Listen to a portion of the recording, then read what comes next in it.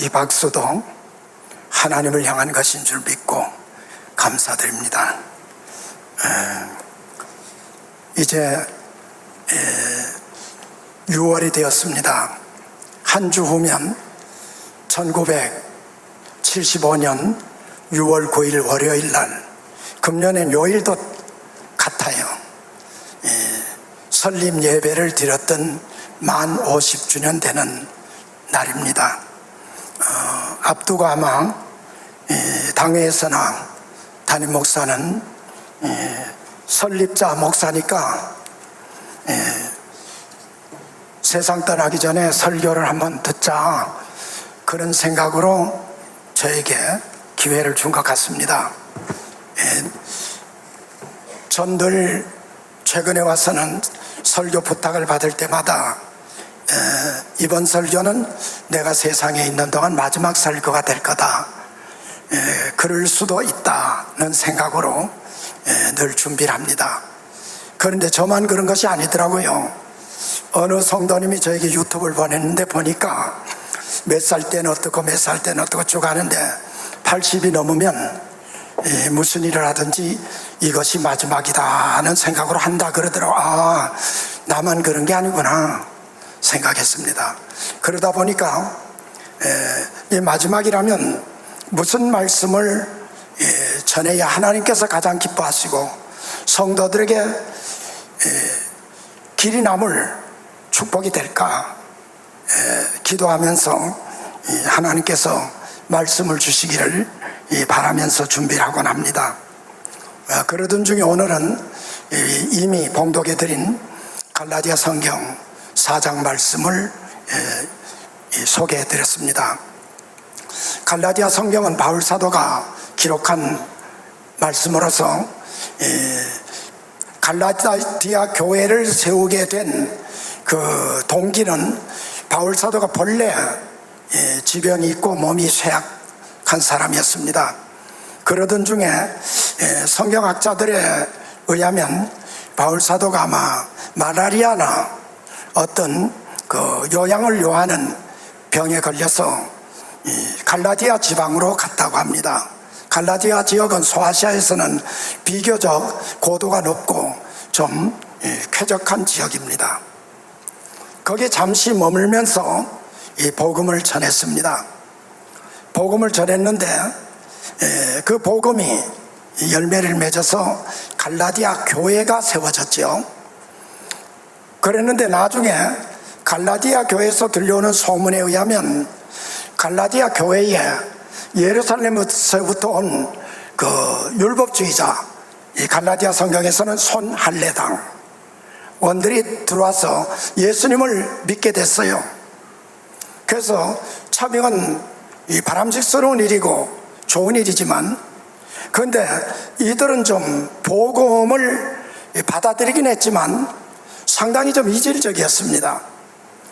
예수님을 구세주로 믿기도 하지만 율법도 행해서 그 대표적인 행위로서 할례를 받아야 구원을 받는다, 그렇게 가르쳤습니다.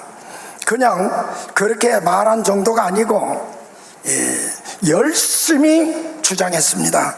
그래서 갈라디아 성경 이미 여러분 들으셨지만 4장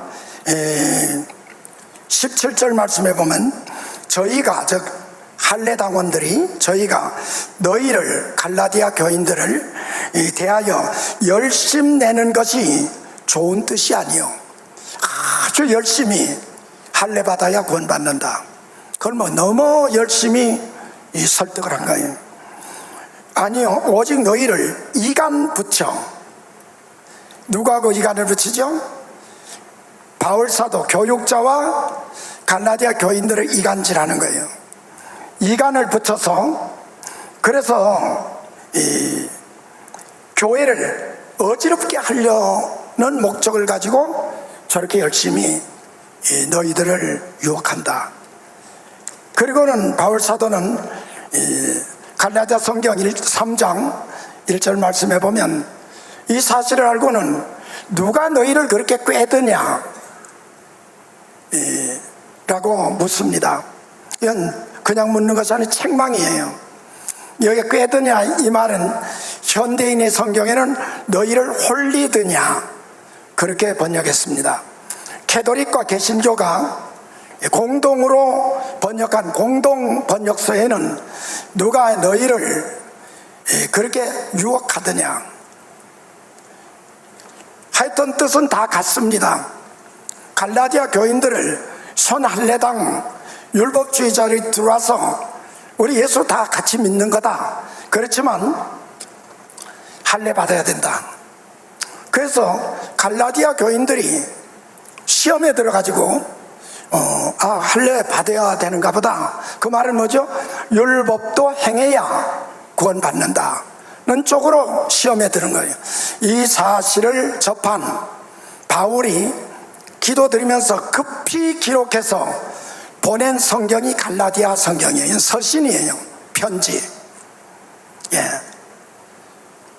그 중심 내용이 무엇인가 하면은 1장부터 3장까지 계속 설명하는 것은 이신칭의 교리, 다른 표현으로는 이신득구 교리, 오직 믿음으로만 의롭다함을 받는다, 오직 믿음으로만 득구, 구원을 득한다는 복음이에요. 이것이 복음의 핵심이죠.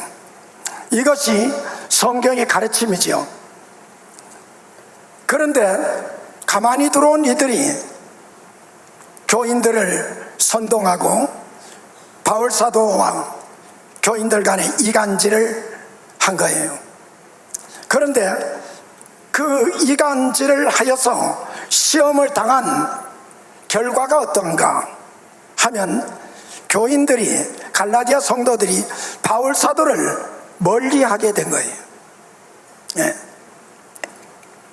그래서 지금 바울 사도는 갈라디아 성경 4장에서는 너희가 순수한 복음을 믿느냐, 아니면 저 손할례당의 유혹에 빠져서 시험에 들어서 그들의 주장을 따르느냐 하는 기준,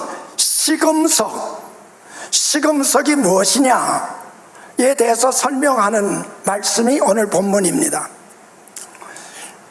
그 시금석은 알죠?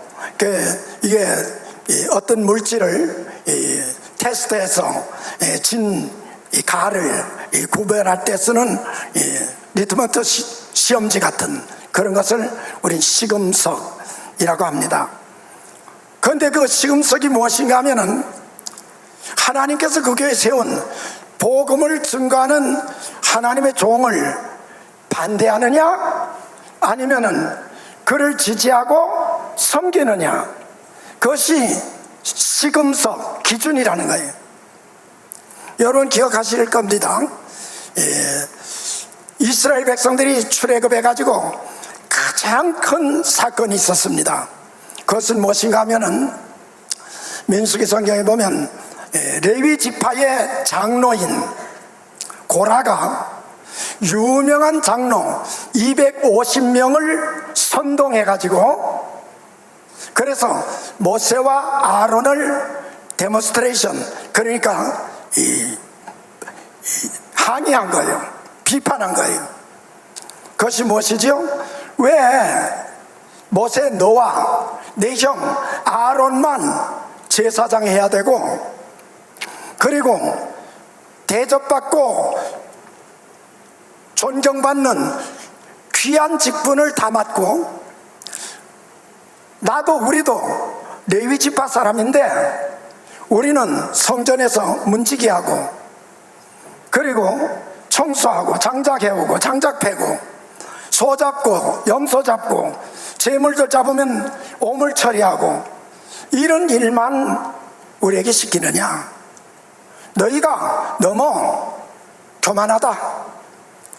그러니까 모세가 자기가 그렇게 한 것이 아니잖아요. 하나님 앞에 엎드려서 기도드리니까 하나님께서 말씀합니다. 모세야, 저들이 너희에 대해서 반대하고 반항하는 것은 너에게 하는 것이 아니고 너를 세운 나 야훼 하나님을 향한 것이다. 그러니 너는 내일 나가서 무릇 고라의 편에 선 자들은 다 고라 쪽으로 가고 여호와께 속한 사람들은 모세의 편에 와서 서라, 그렇게 말해라. 그 이른 아침에 나가서 모세가 명령을 했습니다. 그래서 고라의 주장, 왜 모세와 아론 너희끼리 좋은 건 다 해먹고 왜 우리는 같은 레위 사람이라도 같은 선민이라도 힘든 것만 시키냐, 그게 옳다고 생각하면 고라 편에 서라. 그러니까 장로 250명과 더불어서 고라의 자손 또 그의 지지를 하는 사람들이 다 거기에 섰어요. 그 성경에 보니까 이렇게 말했습니다. 모세의 말이 끝나자마자 그랬어요. 끝나기도 전에 무슨 말? 갈라서라.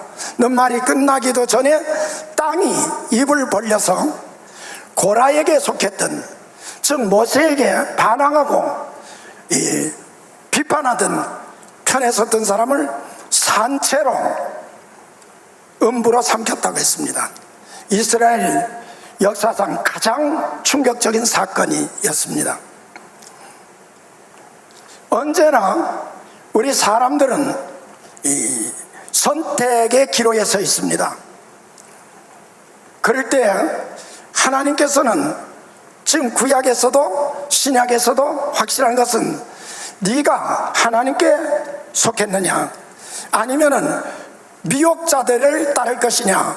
넌, 제가 목사지만 이제는 하긴 뭐 은퇴한 목사에 가끔 제가 그럽니다. 선교사님들이랑 오셔서 뭐 이렇게 하면 꼭 이 대접을 하고 여비를 줘야 되거든요. 근데 제가 목회를 안 하고 은퇴했으니까 전에 같지 않으니까 설명을 하면서 그럽니다. 제가 끈 떨어진 연 같아서 요새는 여러모로 힘이 없습니다. 이해해 주세요. 그리고 여비를 조금씩밖에 못 줘요. 그래서 전 끈 떨어진 연 같아서 은퇴자예요. 그러니까 제가 뭐 직접적인 관계는 이제 없는 얘기예요. 그러나 예수님 말씀했습니다. 마태복음 24장에 보면 말세장이라고 하죠. 마지막 때에 일어날 그 모든 현상들을 사도들이 좀 알려달라고 했습니다. 그러니까 예수님 말씀하기를 이런저런 일들이 많이 일어나지만 그건 아직 끝은 아니다. 그러나 정말로 끝이 온다. 그때는 언제냐? 처처에 거짓 선지자들이 많이 일어나서, 거짓 선지자들이 덜어 일어나서가 아니고 많이 일어나서 너희들을 미혹할 것이다. 그럴 때 너희들은 시험에 들지 않도록 깨어서 기도하라. 베드로 사도도 베드로전서 말씀해 보니까 너희 원수 마귀가 우는 사자와 같이, 굶주린 사자지요 와 같이 두루 다니며 삼킬 자를 찾느니라. 그러므로 너희는 정신을 차리고 깨어 있으라 라고 했습니다. 정신 바짝 차리고 깨어서 기도하지 않으면 그냥 훅 간다는 얘기예요.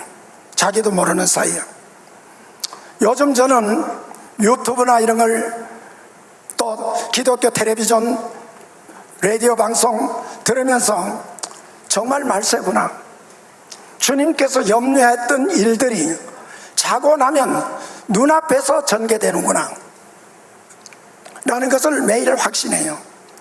여러분도 그건 보지 않길 바라지만 본 분들 계실 거예요.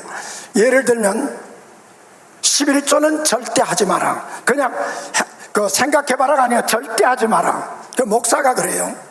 이모 목사가 몇 명이 그러더라고. 또 원로 목사를 추대하는 교회는 인간적인 싹군 목사를 모시는 교회다. 그 교회를 떠나라, 그렇게 말해요. 여러분들은 그걸 안 봤나 봐요. 여기 있는 거 보니까. 그뿐 아니에요. 교회론에 있어서도 그건 뭐 TV 방송이나 유튜브뿐 아니에요. 벌써 수십 년 전부터 우리 젊은 신학을 전공한 우리 부목사님들도 대다수가 그렇게 알고 있더라고요. 뭐냐? 교회란 무엇이냐? 교회란 예수님을 구세주로 영접하고 중생한 사람들 둘 이상이 모인 것이 교회다. 그것이 성경을 기록한 원어 에클레시아, 그리스어로 에클레시아인데 이 명사는 합성 명사예요. 에크 무엇 밖에, 클레시아 불러들이다. 이 뜻 자체가 그리스도 밖에 있던 자들을 그리스도 안으로 불러들였다. 즉 구원 받은 사람들이 에클레시아다. 그래서 지금 시온서 교회 그러면 그들은 비판합니다. 그게 무슨 교회야? 예배당이지, 건물이지. 교회는 너희들인 거야. 맞아요. 그 해석이 맞아요. 그러나 그것은 100% 맞는 말은 아니에요. 맞는 해석은 아니에요. 예. 가짜가 무엇이죠? 제가 자라날 때에는 우리가 가난했죠? 가짜가 많았어요. 그래서 유행가에도 가짜가 뭐 반친다 뭐 이런 유행가가 있더라고요. 예. 가짜 화장품 우리 권사님들 얼마나 많이 쏘갔어요. 가짜 화장품은 무엇이죠? 다 가짜가 아니에요. 한 90%는 가짜예요. 동동구르모라는 거. 그걸 넣고 진짜 외제 명품 병에다가 그렇게 90% 이상 넣고 진짜 뭐 프랑스 명품이나 일본의 뭐 시세이도나 이런 것을 위해 한 5% 10%만 살짝 덮어놓는 거예요. 그럼 뚜껑을 딱 열어서 냄새 맡아보고 찍어서 이렇게 해보면 아 이건 진짜다. 그런데 한 사흘 나흘 쓰다 보면 밑에 가짜가 나오기 시작하는 거예요. 가짜는 속이려면 진짜로 포장을 해야 돼요. 가짜 양주가 또 판쳤었어요. 요새도 있을걸요. 가짜 양주는 어떻게 만드냐? 일단 미군 부대에서 나온 진짜 양주병 다 먹고 난 것을 엿장수가 걷어가요. 그것도 많이 줘줘요. 빈 병을. 또 엿을 많이 줘요. 왜냐하면 그거 가져가서 그 다음 불법 술을 담아가지고 거기다가 진짜 병에 담는 거예요. 색깔도 냄새도 비슷하게 해가지고. 그러면 그걸 사면 예를 들어서 이게 50만 원짜리다 30만 원짜리다 그러면 10만 원에 파는 거예요. 싸다고 사서 마시면 독주를 마신 거예요. 예. 가짜는 진짜로 포장을 하는 거예요. 예. 해서 사람을 속이는 거예요. 그래서 어느 시대나 최초에 있었던 출애굽할 때 히브리인들 유대인들의 그 큰 시험도 교회 안에서 장로, 레위인 장로 고라가 시작한 거예요. 네. 여기서도 진리의 말씀을 잘한다고 하는 율법주의자들, 손할례당이 예수 믿는다고 교회에 나와서 예수 믿는 척 하면서 섞여서 거기서 속인 거예요. 요즘 신천지 교회 들어와가지고 성경 공부 시키게 뭐 이러면 속이는 것처럼. 예. 그런데 거기서 확실하게 이것이 진리인가, 이것이 유혹인가, 그것을 가리는 시금석은 모세 쪽에 서 있느냐, 아니면 고라편에 가서느냐, 아니면은 바울 사도를 존경하고 그 말씀을 경청하고 순종하느냐, 아니면 바울 말 들어보니까 저 사람도 일리는 있지만 저 할례도 받아야 된다는데 전 틀렸어. 그러면 유혹자들 쪽에 서는 거예요. 예. 그 증거가 뭐냐? 바울 사도는 정말 피를 토하는 심정으로 갈라디아 교인들을 바로 세우려고 하는 거예요. 그러면서 바울 사도와 갈라디아 교인들이 그 복음을 전할 때, 교회를 개척할 때, 그때 서로 상호간에 끈끈하던 정을 상기시키는 거예요. 그때 너희가 복음을 받았을 때 나에게 어떻게 했느냐? 그것이 바로 갈라디아 성경 오늘 본문 말씀이에요. 보니까 4장 12절, 형제들아 내가 너희와 같이 되었은즉 너희도 나와 같이 되기를 구하노라. 너희가 내게 해롭게 하지 아니하였느니라. 여기 갈라디아 성경 1장에서부터 특히 3장 4장의 그 핵심은, 주제는 뭔가 하면 바울 사도가 내가 너희와 같이 되었은즉 너희도 나와 같이 되라예요. 바울 사도는 어떻게 됐습니까? 예수 그리스도를 닮으려고 목숨을 내놓은 거예요. 너희도 나처럼 그렇게 하라 이거예요. 예. 그리고 설명을 합니다. 내가 처음에 너희에게 들어가서 복음을 전할 때 내가 처음에 육체의 약함을 인하여 그 병 간호를 하기 위해서 갈라디아에 갔다는 거예요. 갔을 때에 복음을 전한 것을 너희가 아는 바라. 내가 환자의 모습으로 너희에게 나가서 첫 대면했던 걸 너희가 알지 않느냐. 그때 어떻게 했느냐. 너희를 시험하는 것이 내 육체에 있으되 이것을 너희가 업신여기지도 아니하며 버리지도 아니하고, 너희를 시험하는 것이 내 실력에, 내 무슨 배경에, 나의 어떤 학문적인 어떤 그 학위에 이런 데 있지 않고 아예 딱 보면 저까지 이를 정도로 육체의 시험거리를 가지고 갔다. 그러나 이것은 나를 그때 너희가 버리지도 않고 업신여기지도 않았다.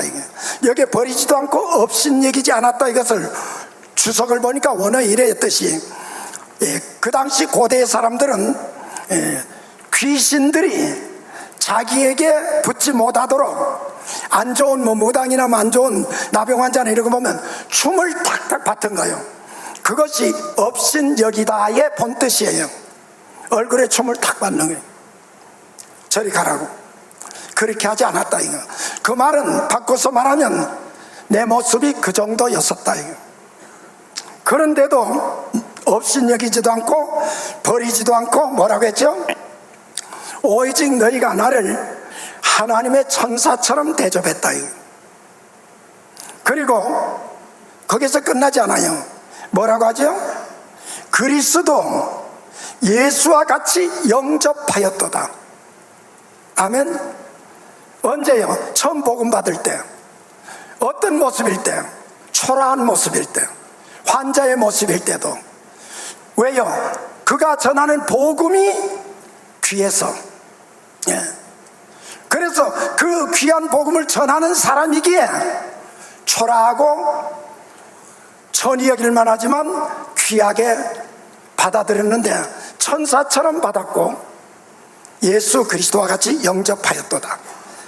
그리고 말합니다. 그때 너희가 할 수만 있었으면 너희의 눈이라도 빼어서 나에게 주었으리라. 왜? 여기서 뭘 말하죠? 바울 사도는 이 시력이 나빴어요. 그래서 교인이 지나가도 못 알아보는 거예요. 예. 아유, 사람 무시한다 그럴 정도예요. 그러니까 내가 할 수만 있다면 내 밝은 눈을 저 복음 전하는 목회하는 사도 바울에게 내 눈 빼주면 좋겠어. 말만이 아니라 할 수만 있었으면 그렇게 했을 것이다. 그렇게 말해요. 그런데 지금 시험에 들은 상태가 어떠한가? 여기 보니까 너희의 복이 지금 어디 있느냐? 내가 너희에게 증거하노니 너희가 할 수만 있었다면 너희의 눈이라도 빼어 나를 주었으리라. 그런즉 내가 너희에게 참된 말을 함으로 원수가 되었느냐? 지금 바울 사도가 갈라디아 교인들이 자기에게서 너무 멀어지고 배관시하고 좀 무시하고 그런 것을 보면서 지금은 너희 복이 어디 갔느냐? 이 말이 뭐예요? 바울 사도를 무시하지도 않고 버리지도 않고 천사와 같이 예수 그리스도와 같이 영접받은 그 행위가, 그 신앙 행위가 너희에게 복이었다 이거예요. 그런데 지금은 그것이 사라진 것이 왜? 시험을 받아가지고 유혹에 빠져가지고. 그래서 너희 복이 지금 어디 있느냐? 그 다음에 하는 말이 그들이 손할례당이 너에게 대하여 열심히 설득하고 홀리고 꾀이는 것은 좋은 일을 위해서가 아니다. 여기에 좋은 일에 열심하면 얼마나 좋겠냐. 그러나 그들이 열심 내는 것은 너희와 나 사이를, 복음과 너희 사이를 이간질하려는 것이다. 참 교회 목회하다 보면 이상해요. 근거도 없는 부정적인 말, 소문, 이런 것들은요 열심히 전해요. 전하는 사람들은 월급도 안 줘도 뭐 전도사님보다, 신방 목사님보다 더 열심히 다녀. 예. 그런데 그 열심이 무엇인가 하면 이것은 선한 일을 위한 열심이 아니다, 악한 일을 위한 열심이다 는 것이에요.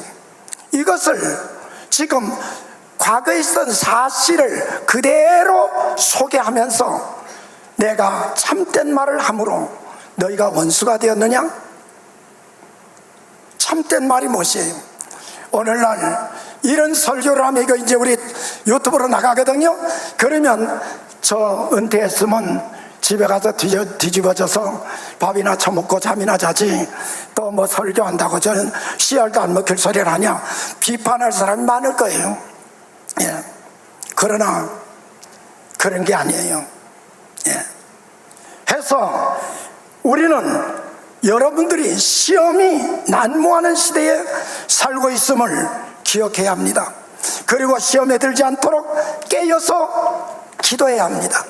예.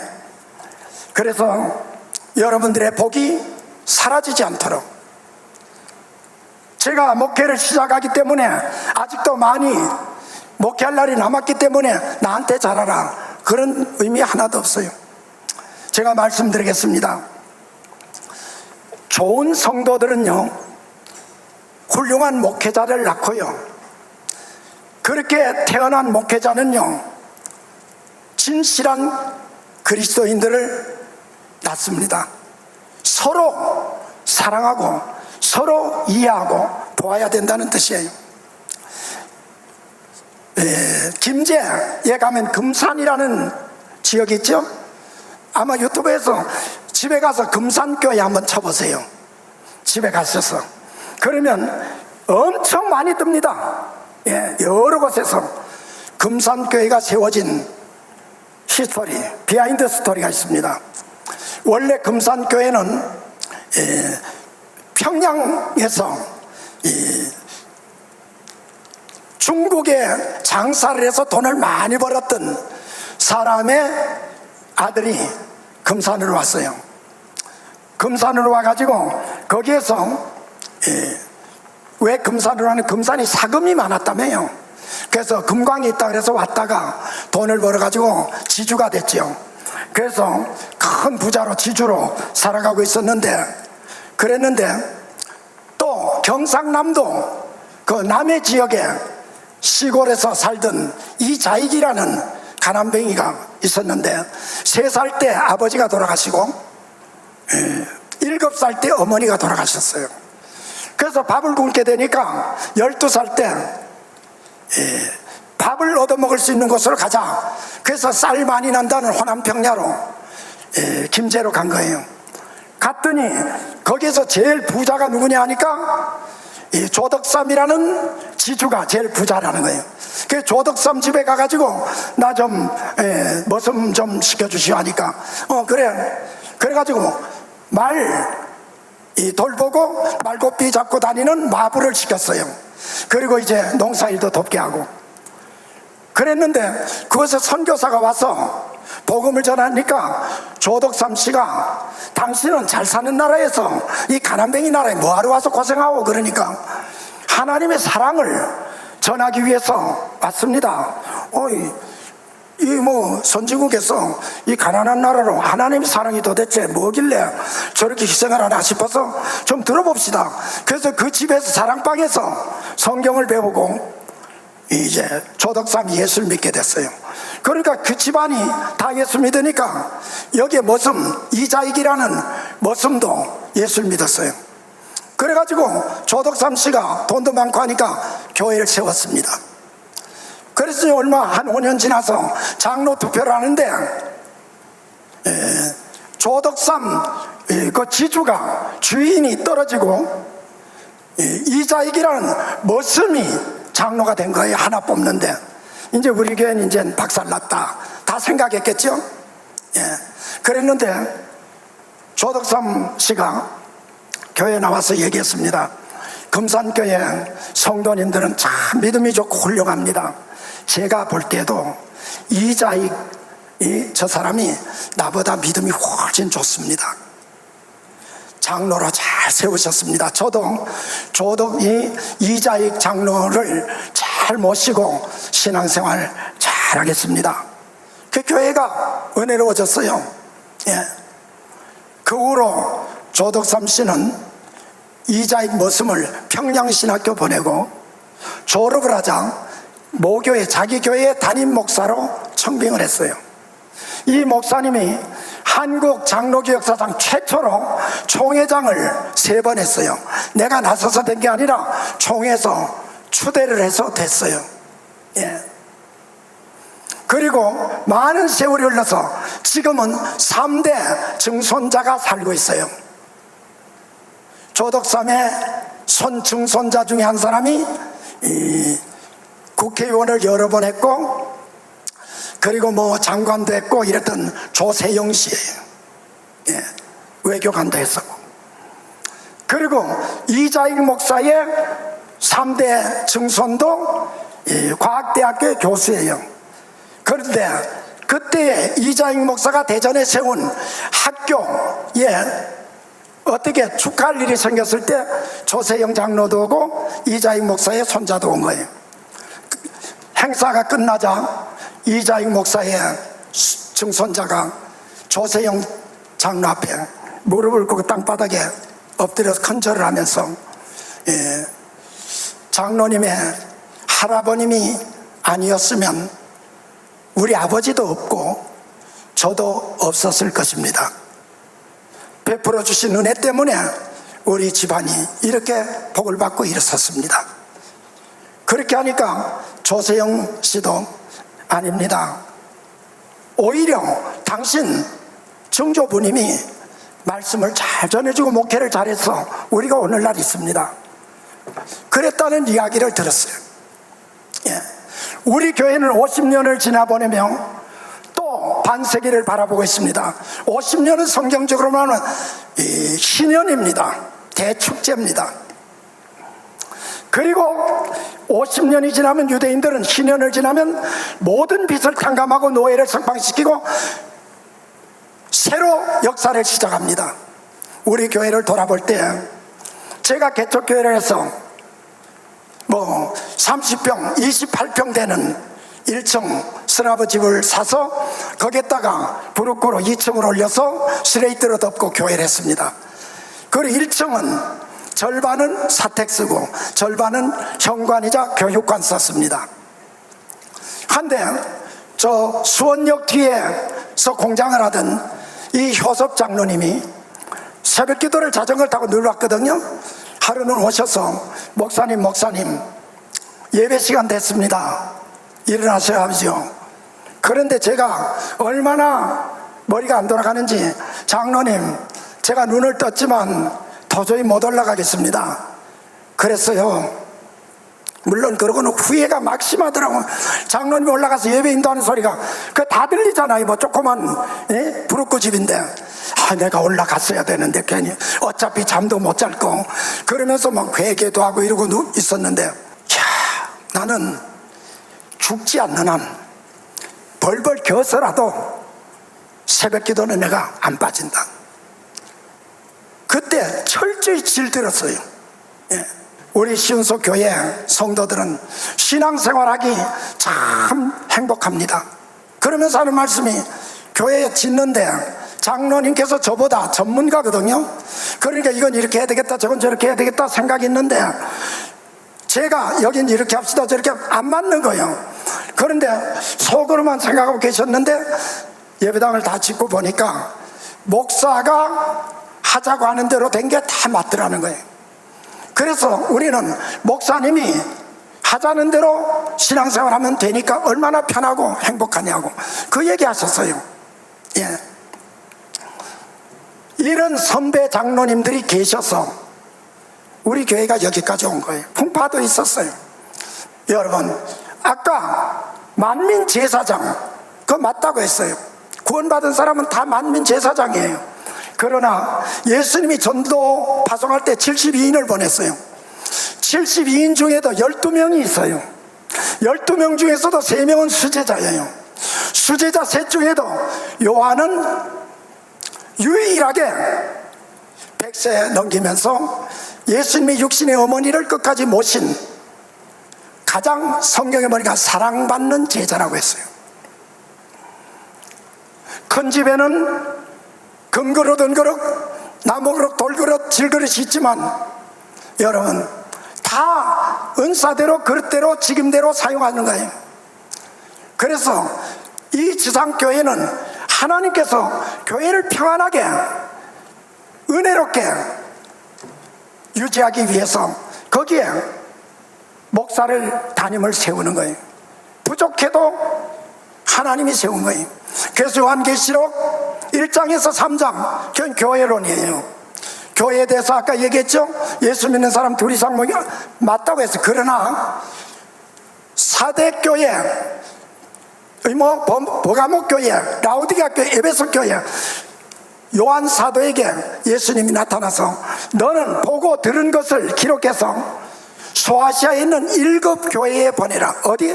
소아시아에 있는 7 교회. 그건 사람이 아니에요. 그건 다 교회 이름이 도시 이름이에요. 에베소 교회는 에베소시에 있는 거예요. 예. 서머나 교회는 서머나시에 있는 거예요. 그 시에 있는 그 대표 교회에 보내라. 그리고 7 교회에 예수님이 주신 교훈과 칭찬과 책망과 위로와 격려와 축복의 약속이 7 교회 같은 교회는 하나도 없어요.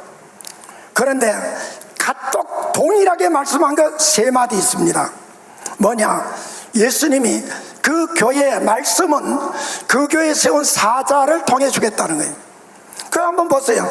사대교회 사자에게 편지하기를, 에베소 교회 사자에게 편지하기를, 서머나 교회 사자에게 편지하기를, 사자에게 말씀을 주시고는 그 다음에 하신 말씀이 들을 귀 있는 자는 성령께서 교회들에게 하시는 말씀을 들을지어다.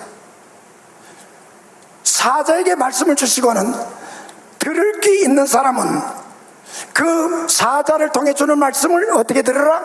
성령이 교회들에게 하시는 말씀으로 들으라. 김철성이가 하는 말로 듣는 게 아니에요. 김성길이가 하는 말로 듣는 게 아니에요. 오늘 우리에게 필요한 영적 양식을 오늘 김성길 목사를 통해 주신다. 성령이 하시는 말씀이다. 그렇게 들으라는 거예요. 그러면 복되도다. 그리고 동일하게 주신 말씀을 이기는 자에게는 생명과실을 주어 먹게 하리라. 내 성전의 기둥이 되게 하리라. 흰 돌에 이름을 새겨주리라. 나와 함께 보좌에 앉게 하리라. 생명의 면류관을 주리라. 7 교회 약속이 다 달라요. 다 다른데 같은 것은 이기는 자에게는 준다.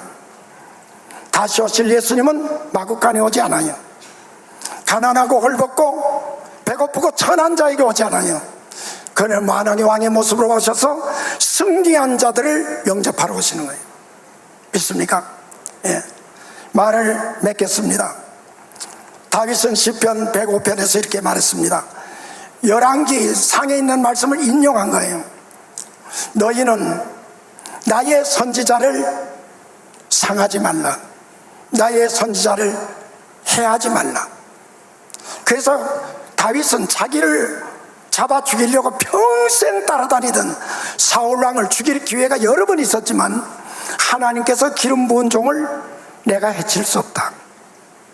그래서 옷자락만 잘라도 그걸 죽이진 않았어요. 나중에 사울이 블레셋과의 전쟁에서 전사했습니다. 거반 죽게 됐을 때인데 그때 한 청년이 죽게 된 사울이 말합니다. 나를 좀 명을 끊어줘서 할례 받지 못한 자에게 죽임당했다는 수모를 면케해달라. 즉 자비를 베풀어다고. 그래서 그 청년이 칼을 빼서 사울 왕을 죽였습니다. 그리고 왕관을 취하여 와서 다윗에게 말합니다. 왕관을 가져왔습니다. 왕이요. 그리고 얘기합니다. 사울 왕이 죽게 된 과정을. 그럴 때 다윗이 묻습니다. 너는 어느 족속에게 속한 청년이냐? 그러니까 이 사람이 나는 아말렉 사람으로서 그럽니다. 그때 다윗 왕이 좌우에 있는 호위병에게 말합니다. 이 자를 끌어내서 목을 쳐라. 그 피가 그의 머리로 돌아가리라. 왜냐? 네가 어찌하여 야훼 하나님께서 기름 부어 세운 내 종을 아껴보지 않고 죽였느냐? 사실은 자비를 베풀어 준 거예요. 여러분, 나쁜 일에는요 이용당하지 마세요. 우리는 다 부족한 사람입니다. 그래서 오직 믿음으로 구원받는 것입니다. 기도드리겠습니다. 영광과 존귀를 받으시기 합당하신 아버지요, 영원히 죽어 지옥의 형벌을 받아 마땅할 우리를 하나님의 사랑으로 값없이 구원해 주시고 시은소라고 하는 울타리에서 서로 격려하고 아끼고 도우며 사랑하며 오늘에 이르게 하심을 감사합니다. 모든 것이 하나님의 은혜요, 모든 것이 아버지 하나님께서 하신 일이기에 영광과 존귀와 찬양을 돌립니다.